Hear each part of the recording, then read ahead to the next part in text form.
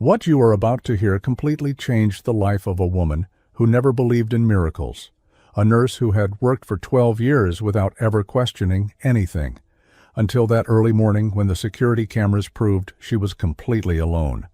But she swears she wasn't. This is the story of Jennifer Walsh, and the miracle of the Virgin Mary that no one saw coming. But before we continue, leave a comment telling us where you're watching from and what time it is there right now. I'd love to see how far the miracles of the Virgin Mary are reaching. You know, that kind of person who just keeps going, no matter what happens.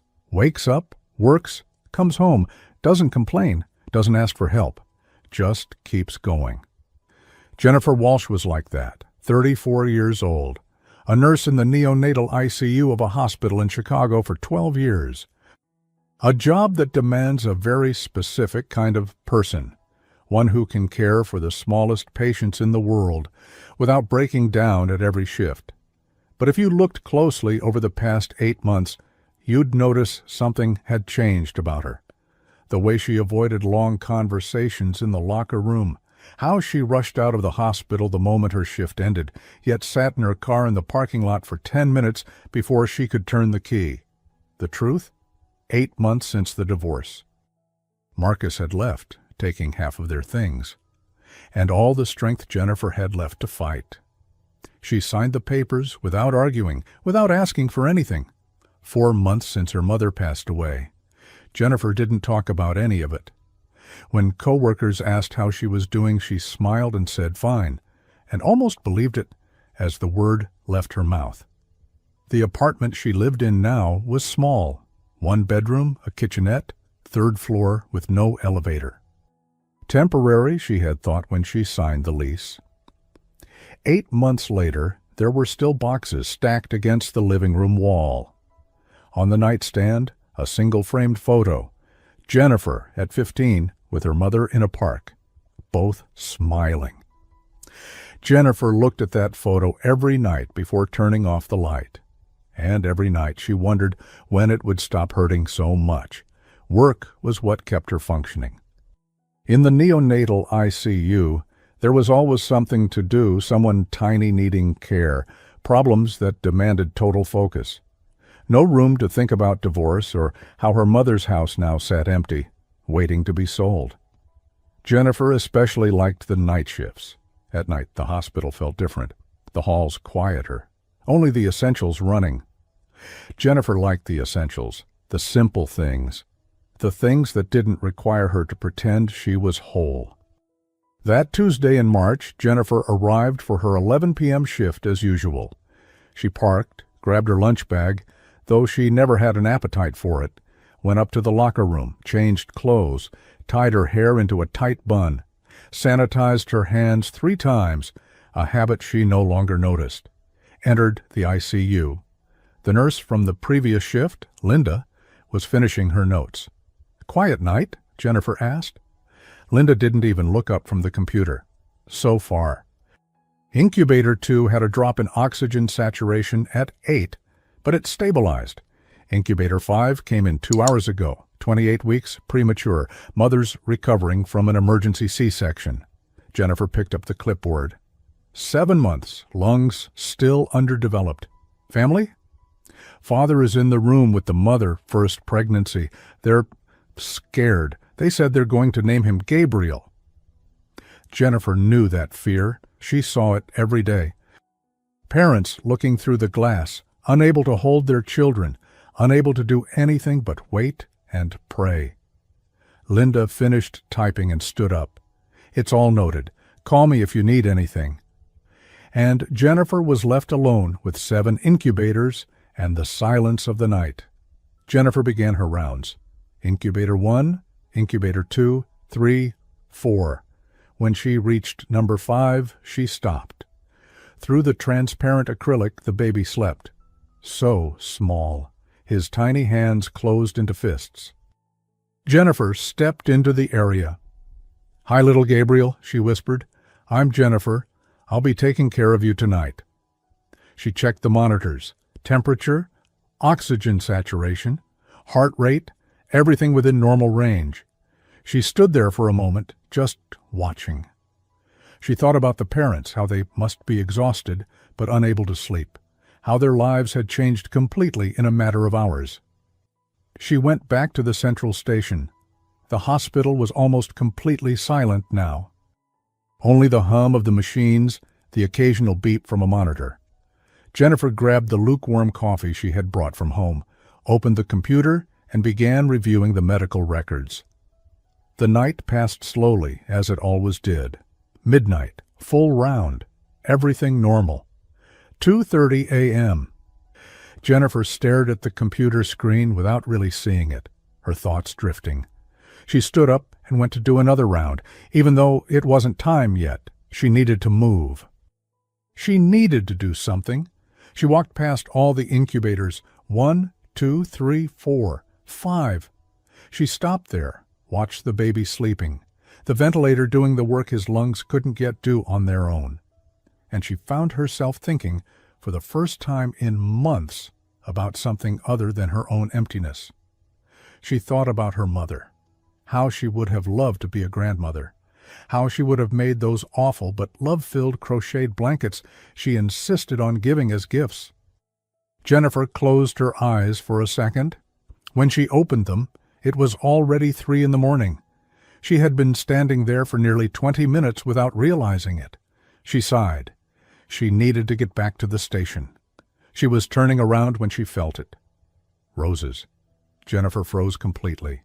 The unmistakable scent of fresh roses, as if someone had just opened a huge bouquet right next to her.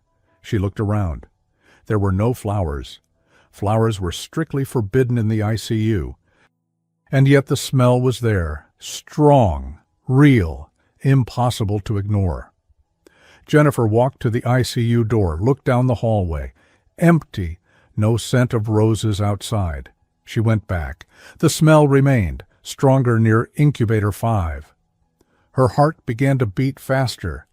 Cleaning product, perfume from a co-worker who had passed by earlier. The smell of roses was so intense now that she could almost see the flowers. Red roses, fresh, just like the ones her mother used to plant in their garden. Jennifer stood there, trying to process it, trying to find a logical explanation. The scent lasted maybe a minute, maybe 2. Then it began to fade, gradually, until it disappeared completely. Jennifer looked at the baby. He was still sleeping. Monitor steady. Nothing had changed. But something had happened. She had felt it. Jennifer staggered back to the station and sat down. Took 3 deep breaths. "Tiredness," she said aloud to the empty room. "It's just tiredness." The rest of the night went by slowly. Jennifer made her rounds on schedule, checked monitors, took notes. Everything mechanical, everything automatic. But she kept glancing at incubator 5, and part of her still expected to smell those roses again. She never did. At 7 a.m, the next nurse arrived for her shift. Jennifer grabbed her bag and left.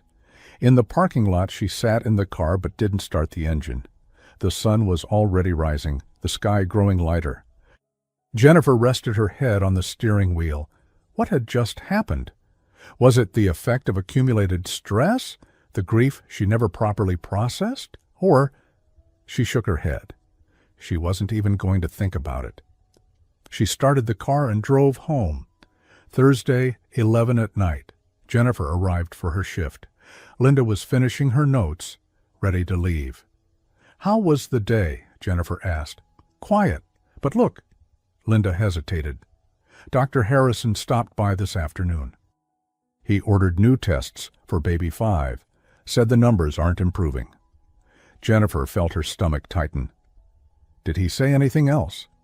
"That he'll review the results tomorrow and decide if the protocol needs adjustment." Jennifer was alone in the NICU with the 7 babies, but she could only think about one. She went to incubator 5. The baby was asleep. "You need to get better," she whispered. At 2 a.m, Jennifer was at her station when she felt it. An impulse. A need. She stood up and went to incubator 5. The baby was asleep, and then she felt it. A presence. Jennifer turned her head slowly and saw. A woman. standing less than 2 meters away, on the other side of the incubator. Jennifer blinked. The woman was still there, real, wearing a deep blue dress, dark long hair falling over her shoulders, a young face but with eyes that seemed to carry centuries. The woman was looking at the baby, and on her face was pure compassion, unconditional love. Jennifer tried to speak. No sound came out. The woman extended her hand. Jennifer couldn't move, couldn't breathe. And then the woman lifted her eyes, looked directly at Jennifer. The world stopped. Brown eyes with impossible depth, eyes that saw everything. But there was no judgment, only love, complete acceptance. The woman smiled, a smile that lit up her entire face. Jennifer felt the tears start to fall. The woman vanished, just like that. Suddenly, Jennifer stood there, heart racing, hands shaking. She looked around, empty corridor, other incubators, monitors beeping normally. She looked at incubator 5. The baby was asleep. But Jennifer knew something had happened. Something real. Her legs gave out. She had to lean against the wall. She whispered, "What was that?" When she finally managed to move, she ran to the security room. She banged hard on the door. Tom opened it. "Nurse Walsh, did something happen? I need to see the cameras, the ICU ones, now." "Is everything all right? Please." He let her in, sat down at the monitors. "What time frame?" "The last 15 minutes. Tom rewound the footage. On the screen, Jennifer entering, standing still, staring at the other side of the incubator. But there's no one there. Just her, alone, looking into the void. "Nurse Walsh, did you see anything specific?" Tom asked carefully. Jennifer couldn't speak. Tom looked visibly worried. "Do you want me to call someone? The supervisor?" No. Jennifer took a deep breath. "I'm sorry." "Thank you, Tom." She left the room before he could say anything else. Jennifer didn't sleep when she got home. She sat on the couch staring at the wall, trying to process. Every time she closed her eyes, she saw that face, those eyes, that smile. But the cameras showed she was alone. How was that possible? Jennifer went back to her shift, still shaken, still confused. Linda gave a quick handover. "Oh, something strange. Baby 5. The vitals started improving this morning." Jennifer stopped.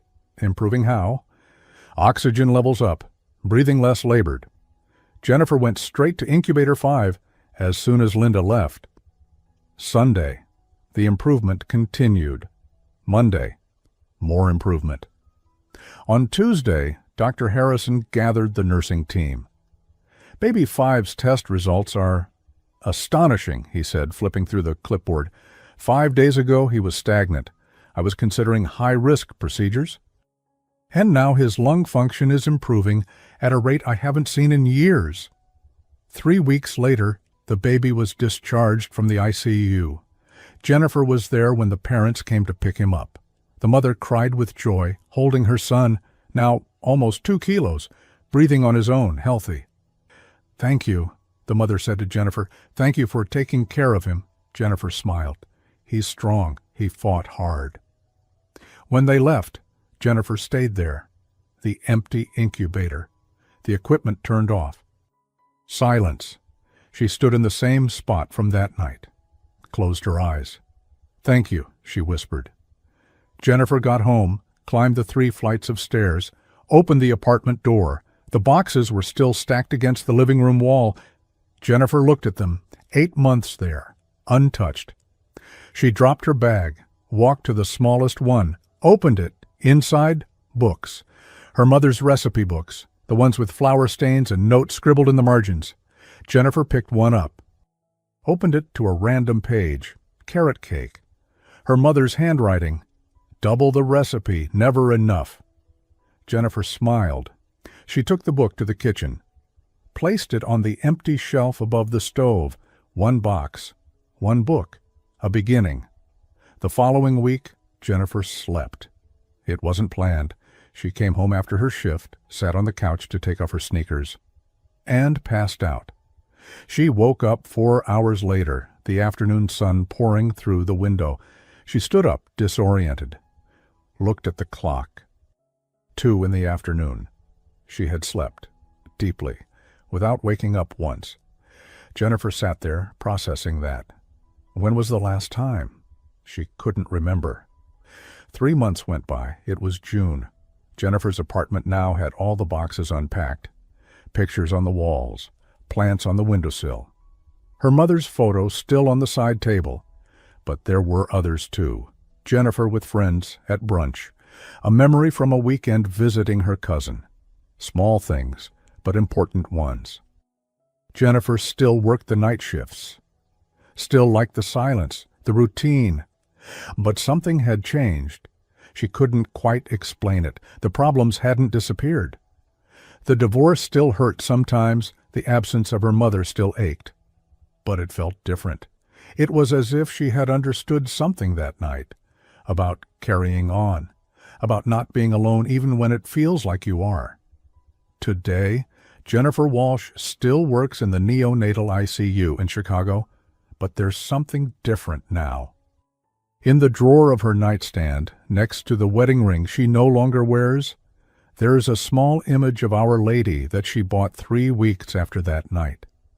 She doesn't pray every day, but sometimes she takes the image and simply holds it. And she remembers those gentle eyes, that smile that said, "It's all right, I'm here."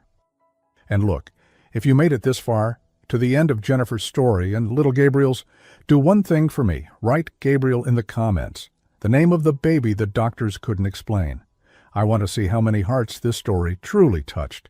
And every time I read Gabriel in the comments, I'll know one more person believes that miracles still happen. If this story touched your heart, subscribe to the channel and turn on the notification bell.